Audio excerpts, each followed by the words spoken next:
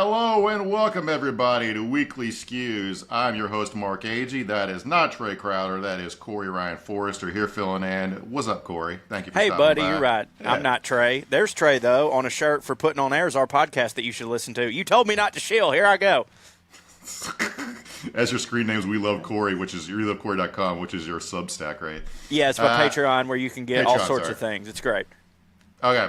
We'll get to that in a little bit. I wanted to, so Trey is in New York working, I guess. And so a little behind the scenes stuff here. Trey forgot to tell us that he wasn't doing the show until last night. Actually, what he did was he forgot that we have a show he's a part of called Weekly Skews. When I sent him and Matt a text, my normal Sunday text, the show's ready. What time do you guys want to record tomorrow? He goes, oh shit, I forgot, I can't do it. And then he's scrambling at 11 p.m. East Coast time, trying to figure out who the fuck's going to sit in his chair, right? Yeah, which means he just texted me and was like, you're doing this or you're fired from everything else we're involved in. And here's the funny part about this, okay? So he says, I can't do it, let me get Corey. And I go, wait, hold on, what are you flying? And one thing I've learned about my personality is whenever I have any sort of follow-up questions, people assume I'm being a fucking asshole, okay? Because this almost got me fired from a job once, so I realized this is how people see me. Because they'll be like, your boss tells you to do something, you go, hold, wait a second, why are we doing it this way? And they think you're being an insubordinate asshole. But also, my wife and I have been together for 13 years, and she still does that. She's like, hey, we got to go do this. I'm like, wait, can we? Is there another idea? It can't. Just saying, is there another idea? I'm so glad it's not just because I have to. I constantly am having to go. Whoa, no. I'm not saying I won't do it. I'm just trying to game out if there's an easier way to do it because that's how I'm wired is to work smarter, not harder. Because why wouldn't you? Right. So when Trey says I'm gonna get Corey, I'm like, hold on a second. Like when are you flying? When are you back? Yada yada yada. Just to ask a couple follow-up questions to see if Trey Crowder can still be a part of the show that has his fucking name on it, right? Because we can move the taping time. And he gets defensive and he goes, I've done the last two. Which is like perfect fucking lazy hillbilly shit. It's like, hey, I showed up for work 2 days in a row. Yeah, what do you want, man. a third? You know what's funny is that he's about to do the same thing to us because he texted me, hey, can you do Skews? And I was like, oh, I actually needed a favor from Trey, so I'm going to say it now. I said, hey, yes, I can. I've been meaning to ask you, can you do Putting on Airs early this week because I got to fly to California? And he's like, we can go early Wednesday, but I'm going to be traveling all day Tuesday. And I just said, okay, cool, early Wednesday's fine. That means that he's not going to be there to record Well Read, and he still hasn't told us that. But yeah. You know what I mean? He sucks. Yeah. He's a piece of shit. You'll never hear any of this. That's no, fine. Of course not. All right, so we got a lot of show. Today we're going to be talking about the Minnesota assassin, who is a fascinating type of guy. Randy Moss. No, the guy who killed two people. Well, shit. Okay, this is going to be fascinating for you. But you've been at the beach. Yeah.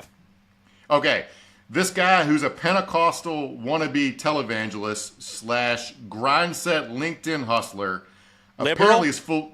No, right. He apparently he managed to fool everybody for going on 36 hours about the nature of his character and personality because he lied on his LinkedIn. Just fascinating shit going on. Anyway, we're going to talk about that, but before we get to that, we're going to talk about the parade. But first, Pride? Got a little. God damn it, Trump's birthday parade. Oh, it was his birthday? Happy birthday. Yeah. Okay, goddamn, I want your life. You just sit at the beach not knowing that the society's collapsing at all around. I knew all of this stuff. This is my bit this week. Okay. I saw that Israel and Palestine were in the World Cup or something. Before we get to that, a couple of shilling things. I do it much faster than Trey, don't worry. Go to TreyCrowder.com for Trey's upcoming tour dates. Like I said, right now he's in New York. If you can watch his special Trash Daddy on his website as well. I think it's on YouTube. For $5 a month, you can get a bonus episode of this show, Weekly Skews, which, as Trey puts it, is just this show, but more of it. Plus, sometimes we do Q&As. And go to Corey's, and Matt's got his spinoff show, Good Skews, where he tries to make us look bad by talking to fellow do-gooders who are improving the world instead of just complaining about how bad shit's going like we do. Also, check out Corey's Patreon, WeLoveCorey.com. So that's all that. That's done. Let's get to the show. Matt, Daily Dumbass graphic, please. Let's get to bad Skews. Huh? How about it?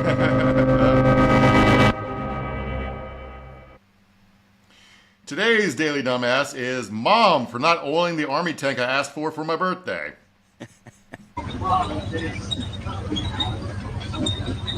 Ooh, that's Happy rough. birthday! That's rough. Dude, at this parade, this stupid fucking parade for which they tore up the streets of D.C. and spent $45 million was an utter fucking failure.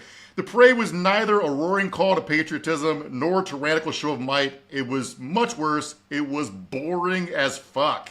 That looked like a cut shot in Star Wars if Taika Waititi directed it, of like an AT-AT just sort of like stumbling down the in Hoth before it crumbles over.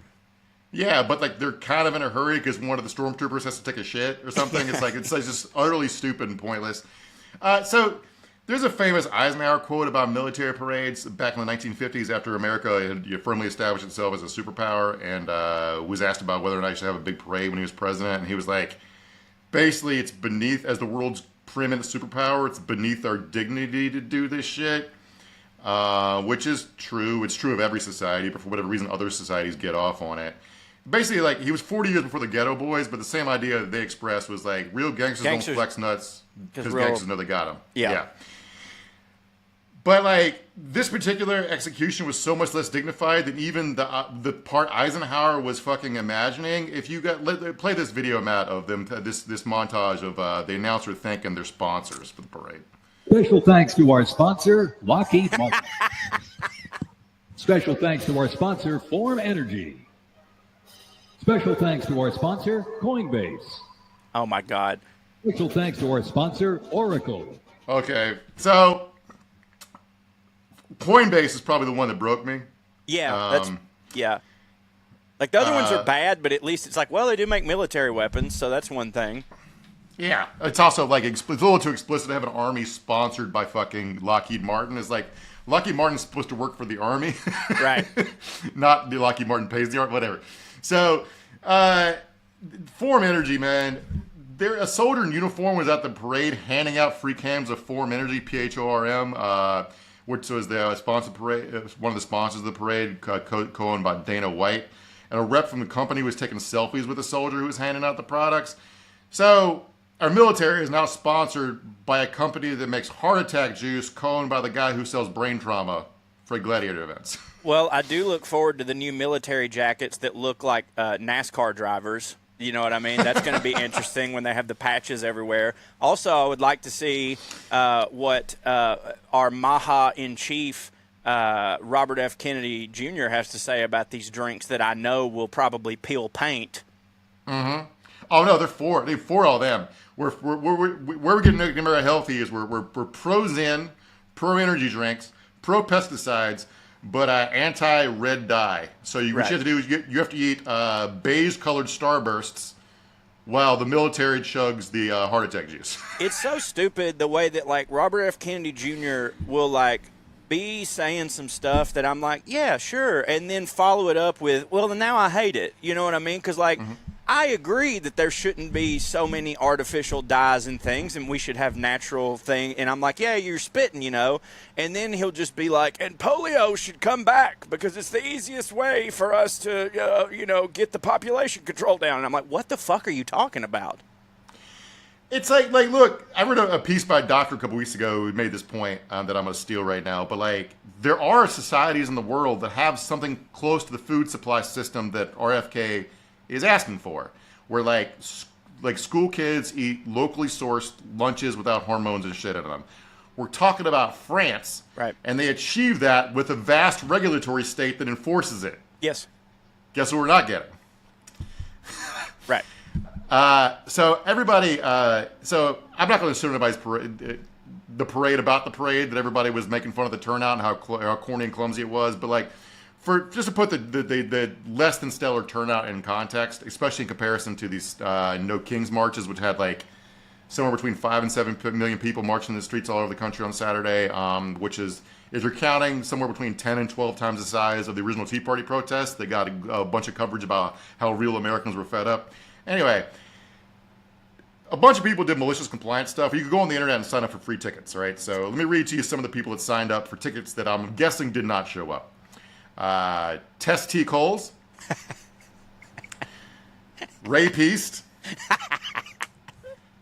JK not going, and my personal favorite, the famous, I guess, I'm not sure if this is supposed to be a Persian or Arab activist, Gofak Youssef. Yeah, this is Moe's. Go ahead.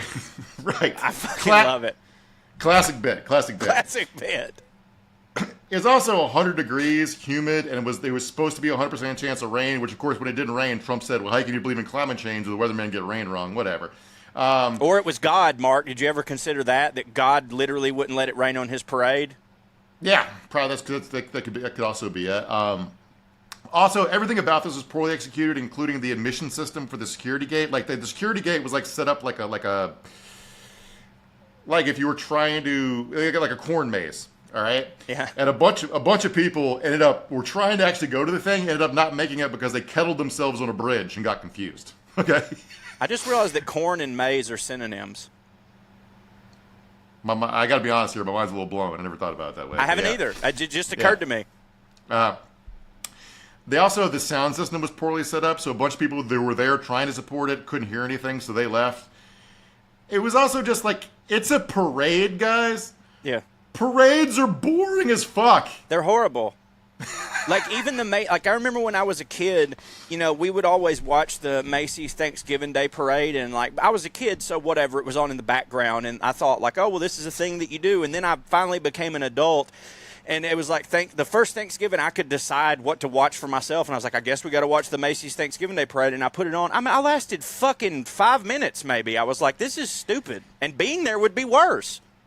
I went to the Macy's parade once when I was living in New York, my wife and I, because her friend had an apartment along the parade route, and that was kind of cool to look out the window and be at eye level with fucking Snoopy and Spider-Man. Yeah, that's cool. But also, they put Spider-Man and Snoopy and Garfield it floats in the parade to make the parade interesting. Exactly. By the time you see the fourth armored personnel character drive by, what the fuck are you looking at? It's all the same. It's all green, squeaky, and also I saw some clips because regardless of the bit I was doing earlier, I did know all about this. I saw some clips where don't get me wrong, when I see the Chinese videos of their army and they're all they're so in sync, it's insane, and it looks like stormtroopers and shit. That scares the fuck out of me, but at least it looks badass. Like, our dudes were just fucking, it's like they were it looked like an AIDS walk. You know what I mean? Yes. Like, where everybody's just kind of like, all right, we're here, whatever, we're done. Not that AIDS walks aren't important. I'm just saying you don't march in sync at an AIDS walk. They also, the troops got a lot of shit for their poor marching, but or some people are like, well, they're just they're doing it on purpose, sabotaging on purpose. I don't have any of that. No. But the people in our army have real jobs for the most part. Yeah. They're not practicing marching all the time. Right. Because it's not, here's the thing, guys, it's not key to their jobs. We don't do that anymore. Yeah, like back in the, medieval times, or those, armies used to get in formation and in step because that's how they attacked. But now we do everything with drones. Like, why would they don't even, you don't even have to have feet to be in the army now if you don't want to. Right. But it's another thing, so Trump is, there's cool Chinese videos you're talking about. Trump has apparently seen them and wanted to recreate them, okay? Yeah.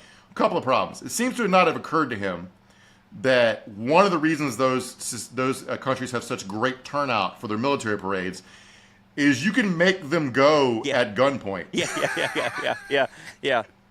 Yeah, he said that something about, he's like, I overheard a comment he made about, I really, say what you will about Kim Jong-un, but people really listen when he speaks. And I'm like, what's their alternative? Getting their fucking head chopped off? You know what I mean? Right. One of the reasons they march so good at the parades is because Kim Jong-un, if you march poorly, can, strap a landmine to your wife's chest and throw out of a trebuchet, right? Yeah. So, what the fuck? It's Which, just honestly, that's your best case scenario, because the other one is you just have to live in North Korea. You know what I mean? So it's pretty rough. Right. They also, Americans have, Netflix. Right. So maybe that's what they spent their Saturday doing instead, even if they love Donald Trump, right? So, also, they weren't even throwing out parade at our fucking, at Canada at our fucking parade. You get kids excited about the parade But you got to throw out some Bazooka Joe bubblegum and Tootsie Roll Pops. They may have given Absolutely. Donald Trump notes in his next protest.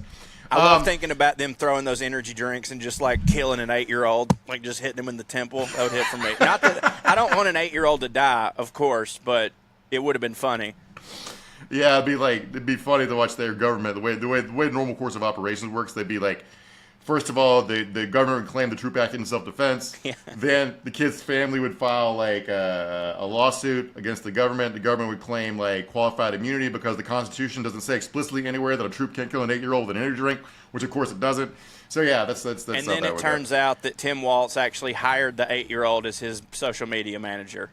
There you go. So talk about the troops half-assing it for a second. They tried to do a bunch of workarounds, like so they weren't in dress uniforms, all right.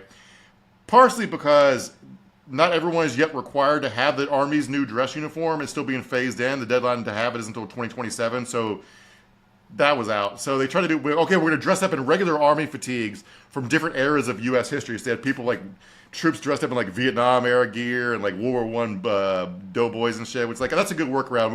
We can't have on dress uniforms, so we're doing costumes. Okay, good. Clever Army. Were people still spitting on the dudes dressed in the Vietnam fatigues? No, and I do want to note, although everyone Trump thinks that and happened, go, not again, no.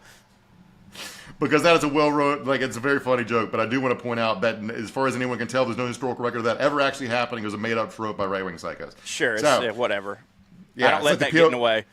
Right? No, you're allowed to hit. I'm just the guy who's here to cockblock the hitting with fact checks. I get it. So they also made the troops sleep jammed into old office buildings, only feeding MREs twice a day. They didn't have laundry capability, so they definitely dry cleaning. They couldn't wash their uniforms. So the marching, though, clearly no one really gave a fuck to even practice for a couple days. But here's some important context here as well for why the troops might have been disgruntled. It's the Army's 250th birthday, which shares the same day as Donald Trump's birthday, which is why they had this parade. Okay. Everybody else in the Army got a 3-day weekend to celebrate the Army's birthday. Well, these guys had to go to D.C. and march around in the fucking swampy air in 100-degree weather where there's supposed to be raining. So I bet they weren't having the best time. No. My favorite part, though, there was like an infantryman who had his drone with him. You know, the drones they use for like close intel where they throw up when they're in combat. He wasn't flying it though. He was just carrying it over his shoulder like a waiter, but like it looked like a kid like carrying an airplane going like vrrr, like you can see. Oh, let's hear him go vrrr. I love that. Yeah, I'm glad that happened though. That way everybody can understand visually that most people hate their fucking jobs. You know what I mean? Yes. Like, most people hate their fucking jobs. Like, I can't stand it when you see a movie, you know, whether it's an Army guy or a military guy, and their boss is like, all right, that's it. You're suspended 2 weeks with pay. They'll say with pay, and the person's still like, oh, God damn it. And I'm like, what do you mean? Go to fucking Myrtle Beach, cuz. Like, you got it. Like, that's the best. Yeah, I was thinking about that with the Marines, about people hating their job. Like, the Marines that are deployed to LA right now, like, who detained a guy the other day, like, who was just trying to walk into the VA building, but they yelled him not across the barrier, but has earpods in. And they detained him like 2 minutes and let him go. I'm not saying it's like the worst thing in the world. The guy that got detained is actually, that's no big deal. Whatever, I went on to my VA appointment. But the Marines, the grunt Marines who are deployed to Los Angeles are 19, 20 years old for the most part. A lot of them were given the choice to either go to jail for stealing a car or join the Marines. Yeah. And now they're deployed to Los Angeles to do law enforcement. Yeah. They have to drink the Form energy drinks because they hate their fucking job. Yeah, of course. Anyway, now we're about to send them all to Iran, I guess. So anyway, that being said, let's talk about the Minnesota assassin, who I have dubbed in my own clever way the untalented Mr. Ripley, because he's such a fucking liar. My first question I want to pose to you, Corey, is, would a deranged murderer dance like this? Here is the Minnesota assassin, Vance Belter. He's talking at a church in Congo. About now. Jusqu'à présent, même maintenant. And when I get excited, Et quand je suis excité, I want to dance. je veux danser. What Jesus did for me. C'est que Jésus a fait pour moi. Jesus is God. Jésus est Almighty Dieu. God. C'est le Dieu He puissant. saved my life. Il a sauvé ma vie. Woo! First off, I would like to answer your question by saying yes. And secondly, I would like to say Je suis excité de Dieu. I want to work. I would like to say that I'm so glad that they translated this so that the godless French can hear the word of God. I'm glad you picked up he was speaking French because like this is the Democratic Republic of Congo. But Yeah. so I saw a bunch of people saying racist shit under this video. Nah, it's clearly French. Right. So this guy, man. First of all, I want to say I've been to this church, except for the guy translating to the Congolese congregation in French. Belter appears to me to have been a wannabe half televangelist and LinkedIn self-promoter entrepreneur type guy who seems to have radicalized himself into believing he's a special forces operator by lying on his resume. Okay. I mean, I can't argue with that. It looks very much to be that way. Yeah, this guy seems to half hit or think he hits and he don't hit, and that to me, my only experience with LinkedIn. Did you ever have to have a LinkedIn profile for anything? I had an old day job when I first moved to LA where my job was like it was for an executive headhunter firm where I read a bunch of like C-suite executive a resume, so I had a dummy LinkedIn account to look at their LinkedIn's. Right. But no, yeah, well, yeah. Now, granted, this may just be because my only experience with LinkedIn is that I follow the subreddit r LinkedIn lunatics. However, to me, it seemed like most people on LinkedIn are lunatics. It just seems like everybody there. At first it was just, hey, we're here, I need a job, it's a social media thing, but now people use it like Facebook to give their opinions, but it's just opinions on business and stuff, and they'll just say things like, the reason you're not successful is because at 4 o'clock in the morning, you were asleep thinking about playing with your kids, and I was awake punching dumbbells with my elbow, and it's like, all right, anybody on there, I think you should die. So you've got to the core of my thesis, which is this guy is one of those dudes. Yeah. Okay. But also a huge liar. And let me tell you something. Like, so if I was teaching at a journalism school right now, I would we got to change how we do dependent clauses. That'd be like lesson number 1, because because people are so media illiterate, they don't understand what sourcing is anymore. So it'll be like, he was the CEO of a company, comma, according to his LinkedIn. Everyone's takeaway is that he is the CEO of a company. Right.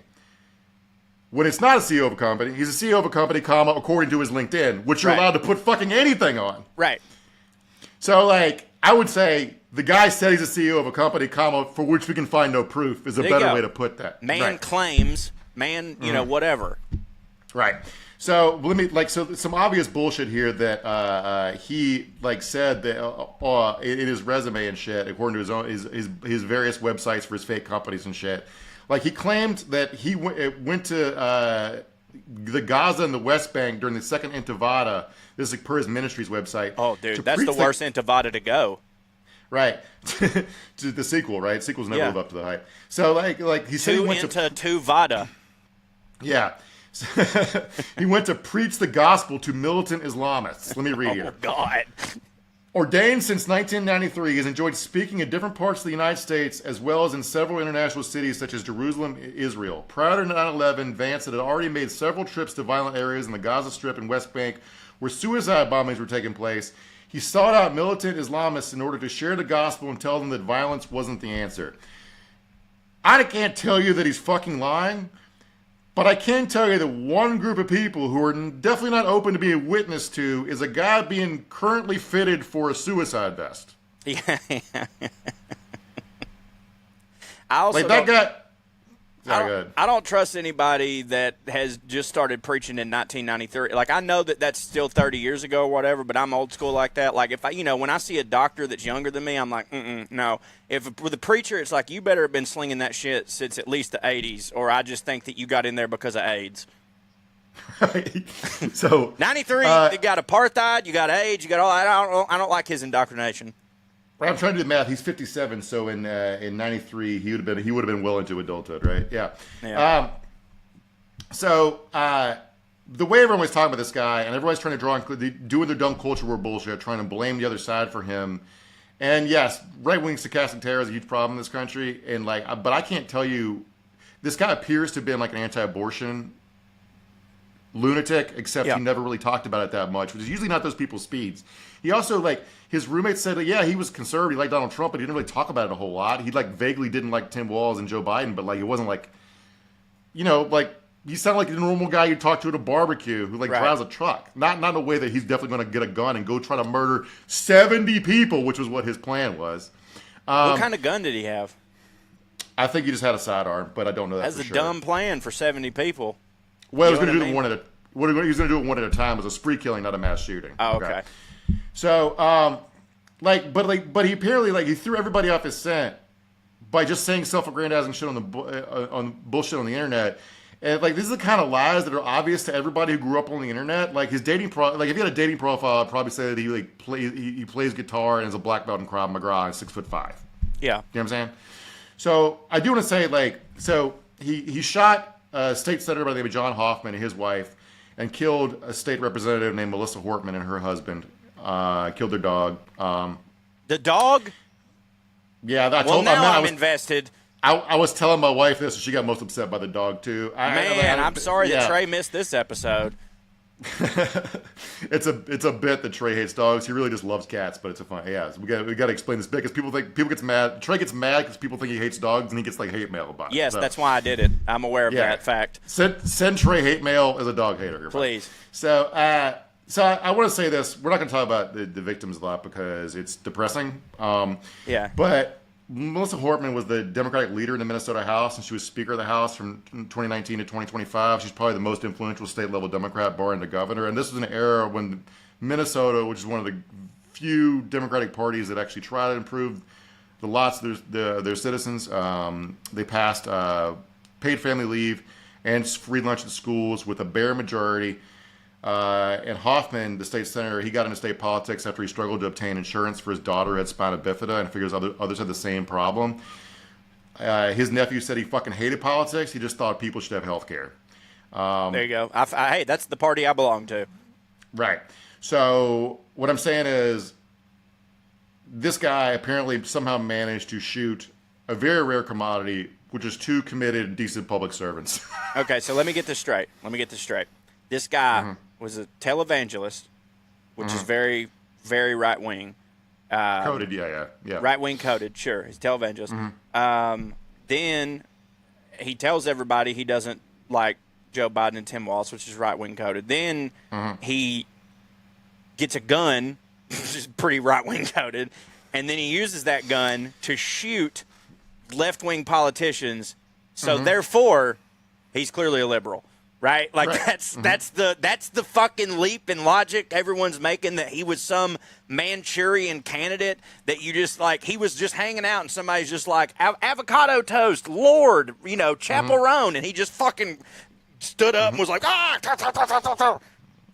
Yeah, pretty much Okay. is what that's the world according to Elon and Cat Turd. There, All right. Elon with his megaphone of like hundreds of millions of people on Twitter is telling them this guy was like a left wing lunatic. Can I say something without getting in trouble? Probably not, but go ahead. I hope Cat Turd gets a rare form of cancer and dies slowly in front of everyone. Yeah, okay, yeah, that's fair. Right on. Okay. We'll allow it. We can move on. So another thing to know about Vance Belter is like in the car. So the sequence of events here is he goes to Hoffman's house at like 2 a.m., shoots him and his wife. His wife shielded their daughter with her body, so I guess maybe she saved her daughter's life. Then at 3:30 in the morning, he apparently went to two other politicians' houses, but they didn't answer the door or weren't home or whatever. Then he ends up at Hortman's house, kills her and her husband. The cops, smartly, rare attribute for a lot of them, he's like, wait, somebody killed a politician. Maybe we do a check on other politicians in the area. So they send units to Hortman's house, and they catch him, Belter, coming out of her house, and they get in a little shootout with the cops where he runs away, and the cops have his SUV, which looked like a police SUV because he has his own private security company we'll get to. And he had a hit list in the car with a list of 70 targets. That's the 70 I was talking about. And it included Ilhan Omar, Senator Tina Smith, and Governor Walz, plus a bunch of abortion advocates and providers were on the list. So, yeah, their theory of the crime is that Tim Walz activated a Winter Soldier to murder himself. I'm not trying to victim blame, but I am just saying this will maybe save some lives. Don't answer the fucking door ever. Like, don't do it. Like, I get made fun of this by my family all the time, but, like, don't. How did the other politicians survive? You said they didn't answer the fucking door, all right? When my mom was at my house not long ago, we were hanging out with my son. Somebody knocks at my door, and I just sat there stone-faced, and my mom's like, did you hear that? And I was like, yeah. They knock again. She's like, are you not going to get that? I was like, no. She's like, why are you not going to get that? I go, because I'm not expecting anybody, and anybody I like would have called me. That's why. If they got something for me, they can leave it there, or they can call me, leave their fucking pamphlet. I'm not going to my fucking door. She's like, are you scared or something? I was like, no, I just don't want to talk to anybody. And I didn't, and guess what? Didn't get murdered. You know what I mean?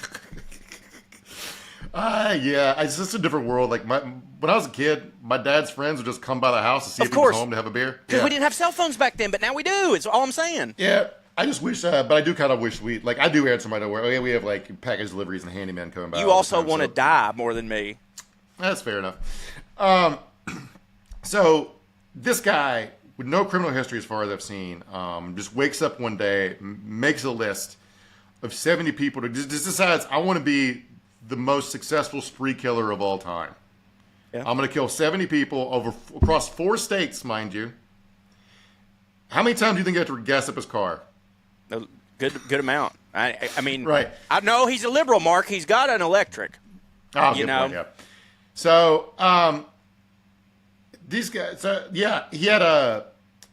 he was wearing, they said he was dressed as a police officer. It was not totally true. I saw pictures, it's like a security guard uniform. But, like, I don't know why don't answer your door, even if a guy vaguely looks like a cop at 2 a.m. to a guy wearing a mask. Christ almighty. Is that Walter White's mask? It looks like, remember the beginning of Dark Knight, the ones they wear when they do the bank heists? Yeah. They got the mohawk coming through it. Yeah, dude. Yeah. Like, again, I'm not victim blaming, but, like, if I saw my mom at my door at 2 a.m, I'd be like, this bitch can get me tomorrow at lunch. You know what I mean? Like, if it's important, scream. Right. So the thing going about that launched all the conspiracy theories on the right wing internet is that Belcher was appointed to a governmental board by Tim Walz, which is true. Like most conspiracy theories is based upon an element of truth. Like the conspiracy theory that no Jewish people show up to work for 9/11. I bet somebody Jewish called in sick. Okay, but of course, so Tim Walz was appointed to a board. Belcher was appointed to a board by Tim Walz. It's true enough, but you got to say more stuff. Otherwise, it's a fucking lie. But it doesn't make sense. Because the right wing internet did get CNN to buy into the conspiratorial framing. If you have this video, Matt, and I'm gonna tell you why this pisses me off, because people going on TV to talk about the news should know about the fuck they're talking about more than I do, who's just a guy with an internet connection. Oh, you're so much more than that to me. It's a very confusing motive because this guy was appointed to a political position by Tim Walz. So now he's attacking Democrats. So you have to try to figure out where he is with a lot of confusing different messages. Nope. Okay. So this board we're talking about, it's a who the fuck cares piddlefoot government's workforce development advisory board. It has no power. He was appointed by the previous governor. This board has about 60 members. Walz given a perfunctory reappointment in 2019. No proof he ever met him. He probably somebody just rubber stamped it. Senator Hoffman, who he shot, was also on the board. No proof they ever met, even though they're on the same board. And another board member named Steve Kalina, who self-described, says he's on the opposite end of the political spectrum from Tim Walz, says it's a bipartisan body and people should not draw any conclusions from the fact he sat on this fucking board that never met and nobody went to. I was about to say, I think we should applaud Tim Walz for reaching across party lines and appointing a clear conservative. It's just like you would appoint anybody. I from going through his history, I know exactly what he did to get on this board. He fucking lied on his resume. Right. Okay. He's the kind of guy that goes to events and shakes hands to network and is really annoying. He has a business card with a made-up shit on it. He hands it to you and it says, here I work for Art Vandelay Imports and Exports. And you go, what do you import and export? And he goes luxury items. And you're like, what the fuck?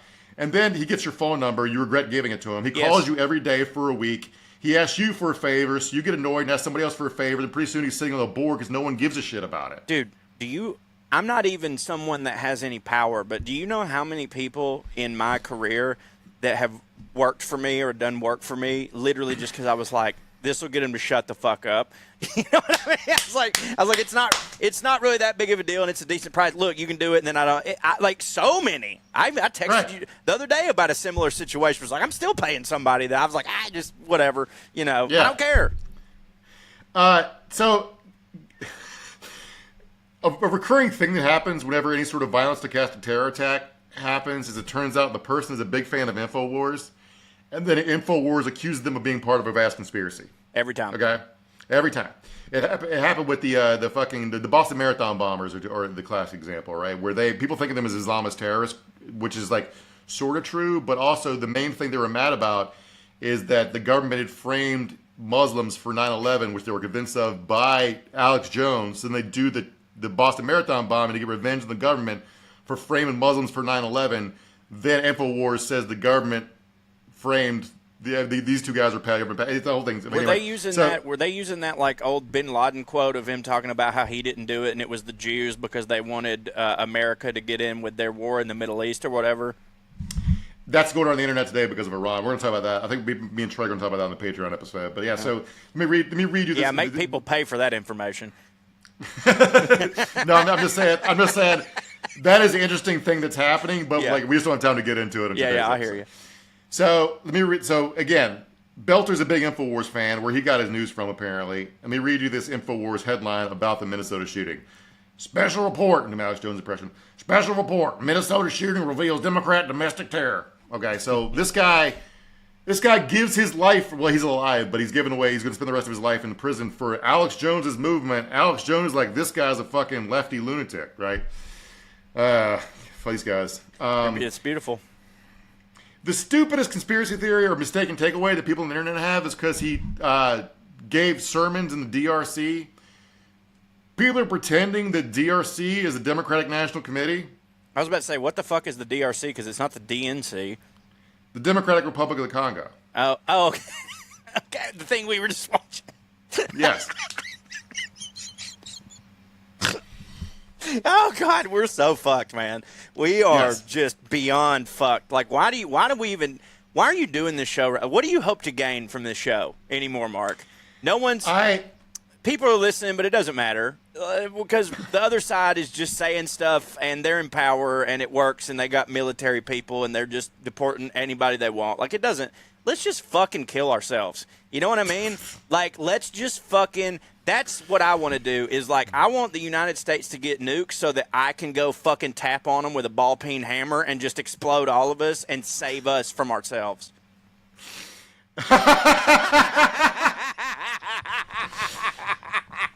For those of you who were listening to the audio feed, Matt just looked at the graphic for good Skews. What I was going to say was I thought we booked Corey, but apparently we booked Drew. Oh, sorry. So I've been in Florida with my in-laws all week, so if you're wanting somebody bright-eyed and bushy-tailed to not want to commit mass suicide, you got the wrong guy. My basic takeaway is, like, as a person, as an observer of all this stuff, I find it deeply interesting because, like, Belter's the kind of guy that only 2025 America could manufacture. Yeah. And we make a lot of them. They're not a majority. And, like, what you said, most people are reality-based. They go through all day, every day, and maybe do one crazy thing. Like, I watched a video that was going viral earlier today. Are you familiar with the people painting their roofs blue? Yes, I saw that, and I started to read about why it's stupid, but then I was just like, I'll take it at face value. It's stupid.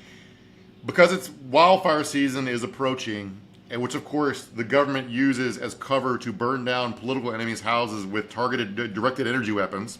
Right. People, because of photos, I think, from the Honolulu fire a couple years ago, a couple of houses that were left standing had roofs that were blue. That were metal, I'm sure. I don't know. But they convinced themselves that the way to protect yourself and your family from the directed energy weapons the government is going to use to burn everybody's house down is to paint your roof blue. And this woman, who's filming her and her husband paint the roof blue, sounds perfectly sane. Right. And is describing how they ran to the paint. They got to run to the paint store. It means she owns a house. She must pay property taxes. It means she holds down a job, and she has money in a credit card to go run to, like, Home Depot and get more blue paint. Okay. So all day long, this woman is perfectly sane until she paints her house blue. I need everyone to apologize to everyone in Appalachia and rednecks, because I'm not sure if you're familiar, but it's been an old thing that rednecks and Appalachian people paint their porch roof blue because it's supposed to get rid of haints and ghosts. But it was just an old stupid superstition. These people are for real doing it. Yeah. Yeah, and they think they have scientific proof or whatever. But also, like, what was the point of you guys electing Donald Trump president if the government's still burning in your house with directed energy weapons? Right. We could have kept the immigrants in the economy. Right. Like if he got elected and was like, oh, if we vote for him, he's gonna get rid of the deep state. Like if the deep state's still doing stuff, it's like, all right, well, so what? They're still passing anti-chemtrail laws. Right. And like, but I thought Donald Trump would stop the chemtrails. Why do you got? Yeah. So. Belter also had some flyers for the No Kings protest in his SUV when the cops searched it. It's not really clear why to me, but what I really doubt he was doing was canvassing for the hashtag resistance in the middle of his killing spree. Right. Now, on the left end of the spectrum, a bunch of people immediately assumed that the No Kings flyers in his car were an attempt to frame Democrats for the shootings, and sure, maybe they were. But my first thought was they had like a list of speakers, and he was going to go to the rally and shoot a bunch of people. Right. That seems like the most obvious conclusion. It's the one the government drew because Tim Walz put out a statement like, "You guys do what you want, but like, I wouldn't go to attend any political rallies today." Tim Walz canceled his appearance because he was on the list. A bunch of civilians were brave and still went. Keith Ellison was on the list, and he still went and spoke. The Attorney General of Minnesota, so good for him. Some people have to be brave right now. And, like, we were talking about the picture of him with the latex mask on.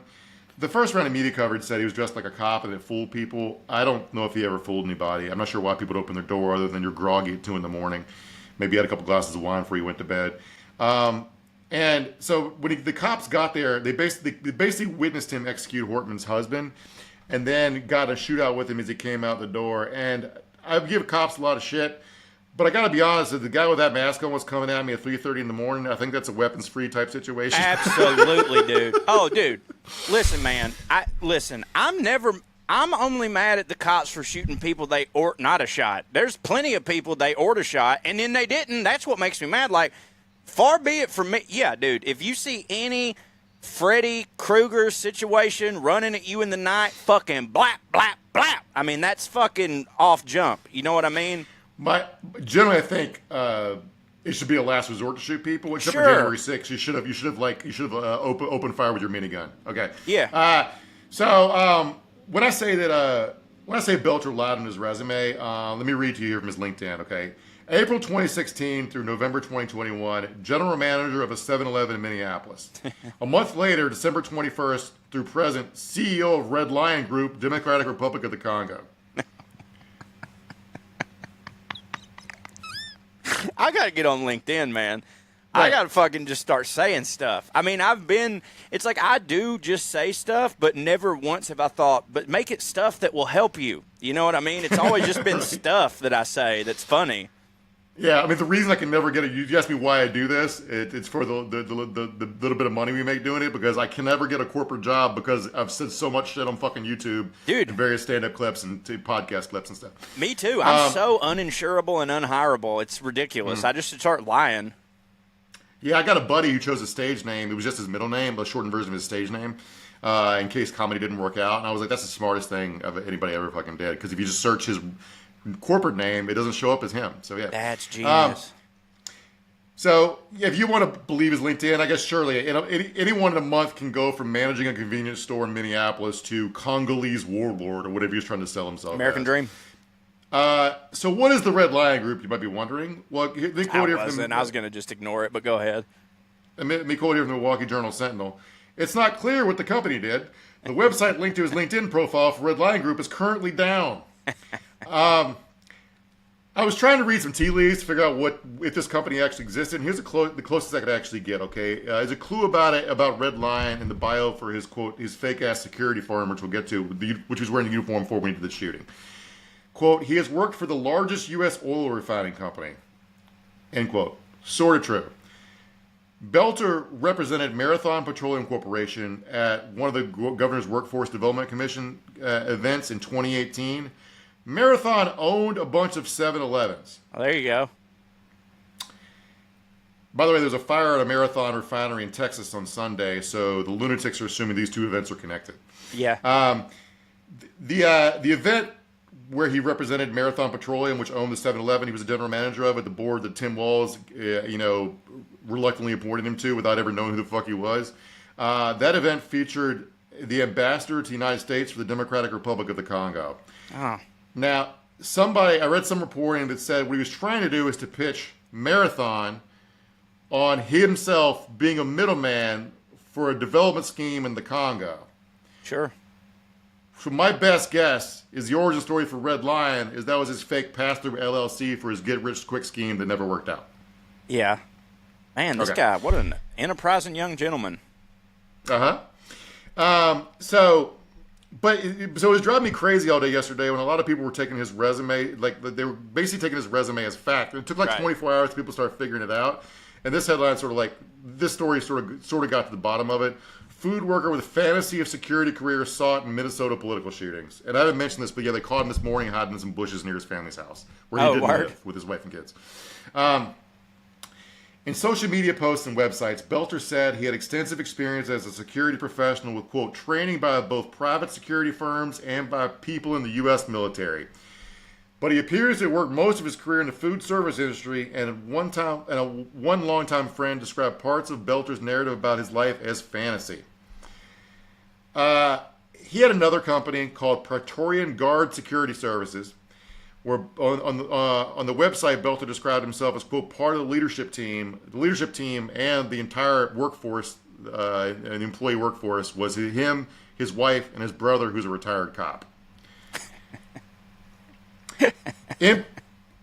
NPR found no record of the firm having clients or providing any services. A call to the company's phone number connected to what appears to be a private phone line, not a business, and the address listed to incorporation papers appear to be that of a law firm specializing in divorce litigation. Well, I mean, that's NPR, a liberal rag, Mark. I don't... Yeah, but I guess I didn't go confirm it. But if you don't trust NPR, you can go yourself and look at his website and look at the address up, Google the address, and it'll show I bet it will show a divorce lawyer's firm. And I'm wondering why a divorce lawyer is like he's not currently living with his wife and kids. He lived with 2 roommates. So, well, that's what I saw today was a bunch of people being like, "Why is this guy who is the CEO of all these companies? Why would he have a roommate? Huh? Have you ever thought about that?" And it's like, I don't think he was. The news footage did show him having a big, nice house, which of course made everyone suspicious, considering a part of the narrative is that he was like short on cash. But like rich people can be cash poor. Dude, most of them are. Like most of the rich people are. It's like they take loans against their assets and never pay them back. Like that's what you learn the first day of being the worst person on earth. When you get millions of dollars, they go, "Do you want to have billions? Here's how you do it. Don't actually have anything." Now, yeah. What you do is you live off loans of your assets and write the loans off as as losses in your taxes. Yeah, that way you don't ever have an income and therefore you don't pay taxes on it. And then your kids will have to pay that off, but let's just quit. But also, like people like maybe his wife's family has money. Like, why are you like because he has like a 5-bedroom McMansion? You're assuming that his life was going great. Well, they got a fake security company with no clients. There will be people that on a smaller level, there will be like a homeless person. They'll show this video of like a homeless person. They're like, how is this person homeless if they have an iPhone? It's like, well, maybe they got an iPhone and then shit went bad and they just didn't throw the phone away. You know what I mean? Like, shit can just go bad easily. Also, that's the main possession you need in the world. Right. The first thing you're saving up for is a smartphone so you can send emails, try to get a job to get your ass off the fucking streets. It's not like anyway, people. Right. And again, once you lose everything, you're not going to throw an $1,000 thing away. Mm-hmm. I do want to know the name of his company, Praetorian Guard. Like, the Praetorians are murdering politicians? What fucking year is this? We're in Rome. 400 BC, yeah. I was going to say, we're in Rome. Et tu, Tim? I want to read some more from his bio here because they help you fill out on what kind of fucking liar this guy is. Under his profile on the company website, it says, quote, Vance has been involved with security situations in Eastern Europe, Africa, North America, and the Middle East, including the West Bank, Southern Lebanon, and the Gaza Strip. He brings a great aspect forged by both many on-the-ground experiences combined with training by both private security firms and by people in the U.S. military. You work for fucking 7-Eleven. Yeah. The language in that bio from a security firm makes it sound like what he was selling was Blackwater, but his company was more like bootleg ADT. Like, the service he was selling was basically sign up for a service and me and my brother will drive by your house a few times a week. I looked at the webpage. The silver level of his service, which featured social unrest coverage, that cost $1,900 a month, which meant he'll drive by your house 4 times a week. And the social unrest coverage, you got to remember the George Floyd protest started in Minneapolis. Yeah. What he's saying is that if the George Floyd protest happened again, as part of as a silver package member, you get priority. So if protesters show up to everybody's houses, we go shoot the protesters in your yard first. For $1,900 a month. Bronze coverage, if that's more in your price range, is only $1,300 a month to drive by your house 3 times a week. All right. Okay, but have you ever considered, so he worked at 7-Eleven, right? He works at 7-Eleven, and he is a dude who is a televangelist, which is very Republican, but he also worked for Tim Waltz, which is very Democratic, right? And so that's political parties. There's 2 political parties. You take 7-Eleven, you take the 7, you put it here, you put the 11, you put it here. You add the 2 political parties to 7, you get 9, boom, 9/11. The job for you, hire me. Open for Cat Turtle on the road if you want it. Hire me. So the thing is, like, he's selling social unrest coverage while murdering politicians in their homes. Like, bro, you are the social unrest. But that made me think, like, yeah, sure, he's pro-life and conservative, but also was he trying to just drum up business for a fucking security company? It's a bold move. It's a bold move. It's like an arsonist who works for the fire department, kind of. Yeah. But he did send a message to his roommate / best friend saying, "Hey, I love you guys. Goodbye." So he probably planned to die, except he surrendered like a pussy. He told his roommate, "I love you." He's definitely a liberal. That his roommate, fascinating guy, was like talked to the media for hours. It looked like he was sitting on the stoops of their house. And was crying about how he hopes his friend gets taken alive and how he never said anything to let him believe he could do this kind of thing, which I don't believe him. But, like, I do want to say, like, he was finding home addresses for 70 politicians. Right. My understanding of how monitored the internet is by the National Security State, if his name was Abdul El-Aziz and he was looking for addresses of conservatives, do you think they wouldn't have fucking been tracking him? Of course.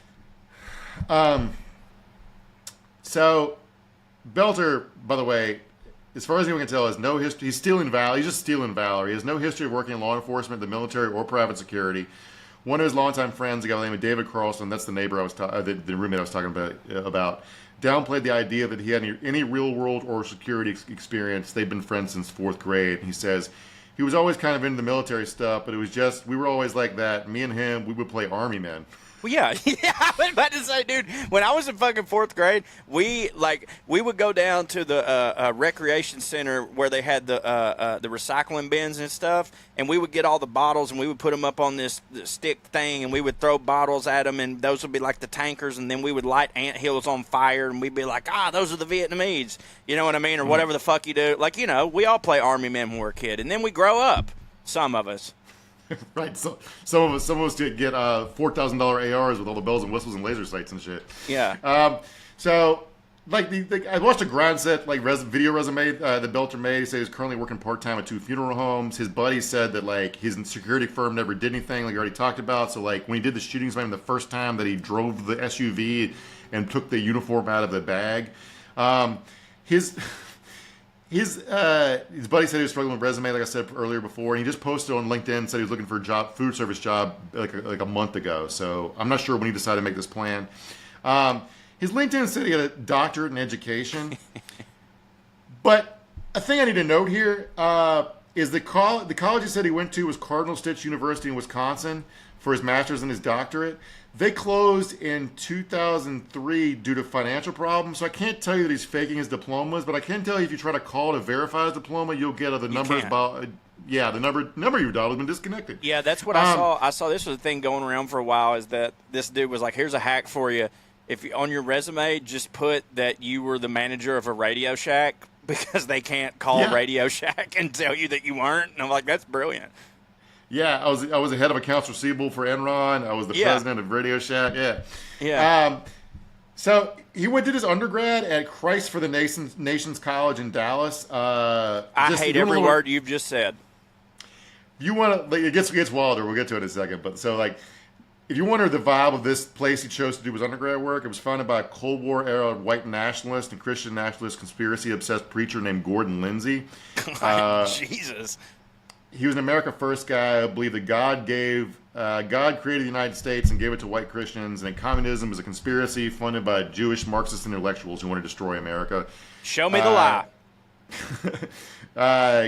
Gordon Lindsay was into numerology-based prophecies. Like one was that he prophesied that in the first week of 1944, the Holy Roman Empire will be reconstituted by adding Germany to it, which definitely happened. So everyone should really go to this guy's college. I love that that's the only math those people do. Like they get into the number, like prophecies or whatever, but other than that, it's gay. Right. I forgot to mention earlier, but all the people saying this guy's left wing, and that same sermon that we showed the video of earlier, we did the weird dance. Belcher said a bunch of anti-gay shit that I just didn't feel like showing because it's gross. But so Gordon Lindsay was also a big believer in British Israelism. Are you familiar with British Israelism, Corey? No. But I'm so glad my papa's too dead to hear this. All right, so. Wait, you got to go back. Here's how hardcore these guys are. You got to go back to like 700 BC when the Assyrians conquered the kingdom of Israel. Right? I remember that. Yeah. All right, and 10 of the 12 tribes of Israel fled. All right, yeah. That's where you get the lost tribes of Israel stuff. The British Israelists believe that one of the lost tribes of Israel settled in the UK, and so basically now their descendants, including the Spice Girls and Lord Pickles, are God's chosen people. And that's why it rains so much. Right. And so if you've been in New York or D.C. and the Black Hebrew Israelites screaming on the street corners about how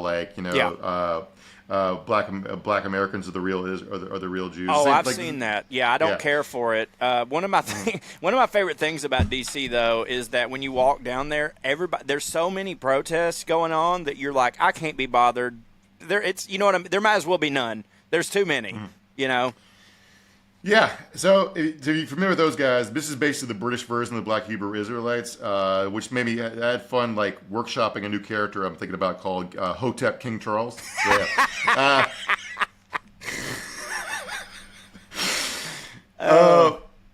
So the guy who recently ran the Christ Traditions Institute, his name is Dutch Sheets. Great name. Dutch Sheets?